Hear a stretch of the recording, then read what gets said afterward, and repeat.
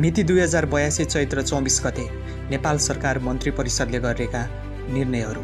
बृहत्तर लुम्बिनी क्षेत्र विकास परियोजनाका लागि विश्व बैंकले प्रदान गर्ने 85 मिलियन अमेरिकी डलर बराबरको सहुलियतपूर्ण ऋण स्वीकार गर्ने। पेट्रोल, डिजेल र मट्टीतेलको पैठारीमा लाग्दै आएको पूर्वाधार विकास करमा 505 छुट प्रदान गर्ने।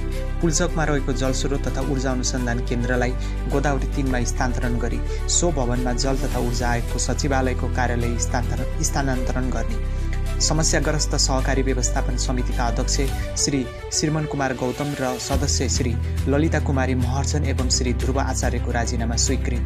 नागढुङ्गा सुरुक मार्गको पश्चिम खण्ड क्षेत्रमा पर्ने धुनीबेसी नगरपालिका वडा नम्बर 9 मा रहेको करिब 9 रोपनी निजी जग्गा प्राप्त गर्न स्वीकृति प्रदान गर्ने। पासाङ लामो राजमार्गको बेत्रावती धुन्चे स्याप्रोबेसी सडक खण्डको बुनुवा घुम्तुमा पर्ने उत्तर गया गाउँपालिका वडा नम्बर 5 मा रहेको करिब 2 रोपनी निजी जग्गा प्राप्त गर्न स्वीकृति प्रदान गर्ने।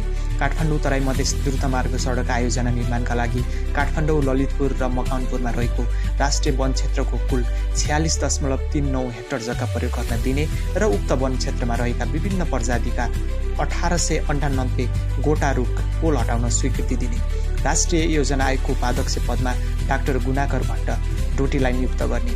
नेपाल राष्ट्र बैंकको रिक्त 2 डिप्युटी गभर्नर पदमध्ये 1 मा नेपाल राष्ट्र बैंकका कार्यकारी निर्देशक श्री किरण पण्डितलाई नियुक्त गर्ने।